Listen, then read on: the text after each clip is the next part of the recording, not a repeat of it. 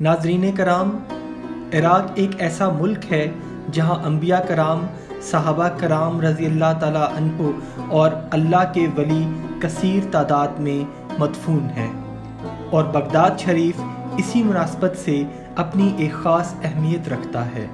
اسی شہر میں آج سے تقریباً 87 سال پہلے ایک ایسا واقعہ رونما ہوا جس نے عقل انسانی کو حیران اور پریشان کر دیا۔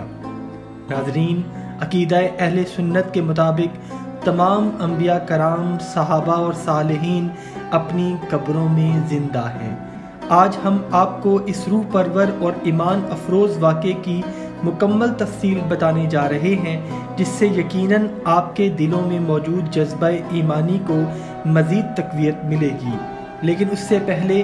آپ سے نہایت ادب کے ساتھ گزارش ہے کہ آپ ہمارے چینل حقیقت جانوں کو سبسکرائب کر لیں اور بیل کے نشان کو بھی دبا دیں تاکہ ایسی ہی معلومات سے بھری ویڈیوز آپ تک پہنچتی رہیں۔ دوستو، یہ واقعہ 1932 میں عراق کے شہر بغداد شریف میں پیش آیا، جہاں یہ پاک صحابہ کرام رضی اللہ تعالیٰ عنہ مدفون تھے۔ 1932 میں عراق کا حاکم شاہ فیصل بن حسین اول تھا۔ ایک رات بادشاہ کے خواب میں حضرت حذیفہ رضی اللہ تعالیٰ عنہ آئے اور انہوں نے شاہ فیصل اول سے فرمایا کہ میری قبر میں پانی اور جابر کی قبر میں نمی آ چکی ہے، لہٰذا آپ ہم دونوں کو یہاں سے کسی خشک جگہ پر منتقل کر دیں۔ صبح ہونے کے بعد بادشاہ عراق شاہ فیصل اول کو اپنا خواب یاد نہ رہا اور وہ سارا دن روزمرہ کے کاموں میں مصروف رہا۔ اگلی رات حضرت حذیفہ رضی اللہ تعالیٰ عنہ پھر شاہ عراق کے خواب میں تشریف لائے اور اپنے مطالبے کو دہرایا، لیکن شاہ فیصل پھر بھول گیا۔ تیسری رات حضرت حذیفہ رضی اللہ تعالیٰ عنہ عراق کے مفتی اعظم کے خواب میں تشریف لائے اور فرمایا کہ ہم 2 راتوں سے بادشاہ سے کہہ رہے ہیں کہ ہمیں ہماری قبروں سے نکال کر منتقل کرو، لیکن وہ ہر روز بھول جاتا ہے۔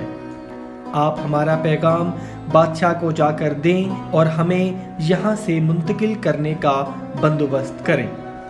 مفتی اعظم جب صبح بیدار ہوئے تو نہایت پریشان ہوئے اور فوری طور پر عراق کے وزیر اعظم سعید پاشا سے فون پر بات کی اور ان کو ساری صورتحال سے آگاہ کیا۔ وزیر اعظم سعید پاشا نے فوری طور پر مفتی اعظم کو اپنے پاس بلوایا اور ان کو بادشاہ شاہ فیصل اول کے پاس لے گیا اور مفتی اعظم کا سارا خواب بادشاہ کے سامنے پیش کیا۔ بادشاہ شاہ فیصل اول نے مفتی اعظم کے خواب کی تصدیق کرتے ہوئے کہا کہ مجھے بھی کئی دن سے کچھ ایسا ہی خواب آ رہا ہے،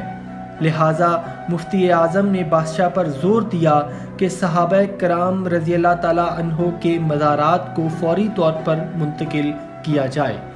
شاہ فیصل نے ایک تجویز دیتے ہوئے کہا کہ مزارات کو کھولنے سے پہلے ہمیں اس بات کی تصدیق کر لینی چاہیے کہ آیا پانی مزارات کی طرف آ بھی رہا ہے یا نہیں، لہٰذا عراق کے محکمہ تعمیرات کو حکم دیا گیا کہ مزارات کے آس پاس 30 فٹ کے فاصلے پر زمین کے ٹیسٹ کیے جائیں، لہٰذا 30 فٹ کے فاصلے پر بورنگ کی گئی اور مٹی کے نمونے حاصل کر کے ان کو لیبارٹری میں تصدیق کے لیے بھیج دیا گیا،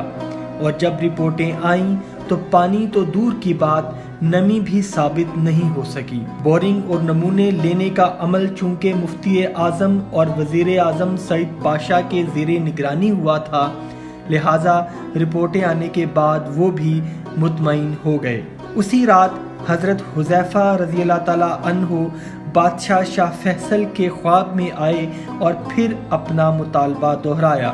لیکن بادشاہ نے اس کو محض خواب سمجھ کر نظر انداز کر دیا۔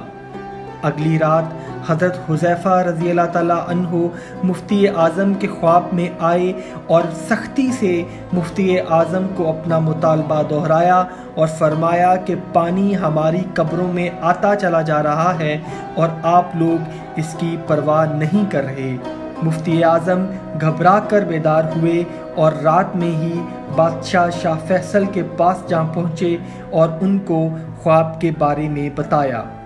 شاہ فیصل کو محکمہ تعمیرات کی رپورٹیں موصول ہو چکی تھیں تو شاہ فیصل نے مفتی اعظم سے ناراضگی کا اظہار کرتے ہوئے مفتی اعظم سے کہا کہ مفتی صاحب، آپ محکمہ تعمیرات کی رپورٹیں دیکھنے کے باوجود مجھے تنگ کرنے کیوں چلے آئے ہیں؟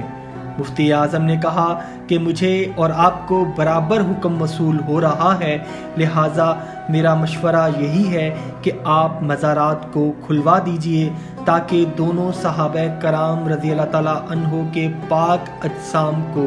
منتقل کیا جا سکے۔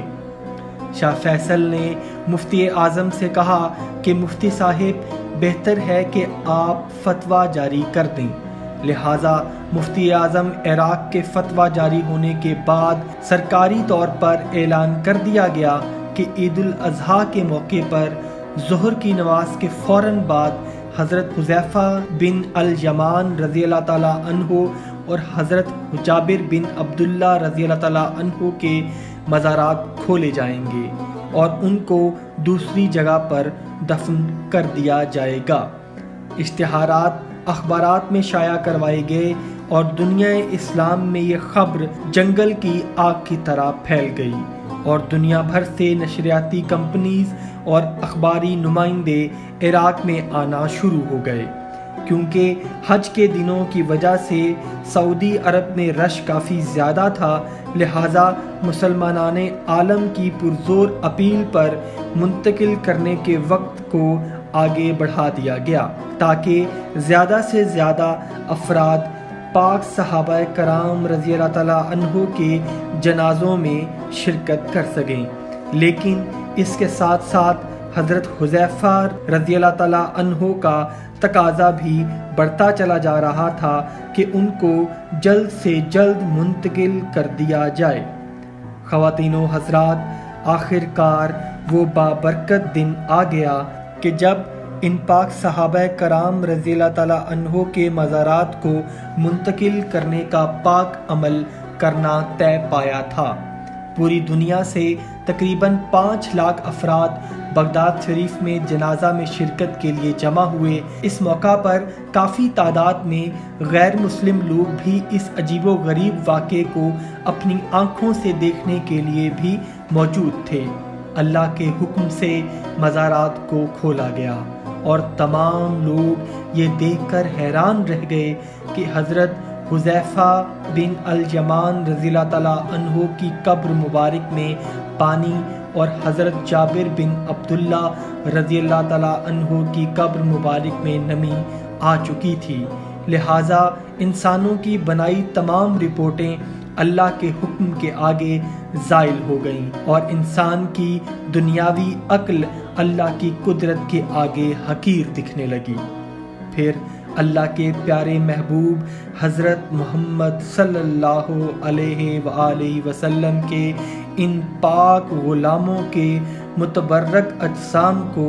قبروں سے نکالا گیا، اور جب حضرت حذیفہ رضی اللہ تعالیٰ عنہ اور حضرت جابر بن عبداللہ رضی اللہ تعالیٰ عنہ کے چہرہ مبارک سے کفن ہٹائے گئے تو تمام لوگ حیران اور پریشان رہ گئے کہ دونوں صحابہ کرام رضی اللہ تعالیٰ عنہ کے جسم بالکل محفوظ حالت میں تھے، آنکھیں کھلی ہوئی تھیں جیسے وہ خود اس سارے عمل کا مشاہدہ کر رہے ہوں۔ دونوں صحابہ کرام رضی اللہ تعالیٰ عنہ کے اجسام بالکل تر و تازہ تھے اور کفن بھی اپنی اصل حالت میں موجود تھے۔ شاید انہی کے لیے یہ اشعار لکھے گئے کہ زمین میلی نہیں ہوتی، زمن میلا نہیں ہوتا، محمد کے غلاموں کا کفن میلا نہیں ہوتا۔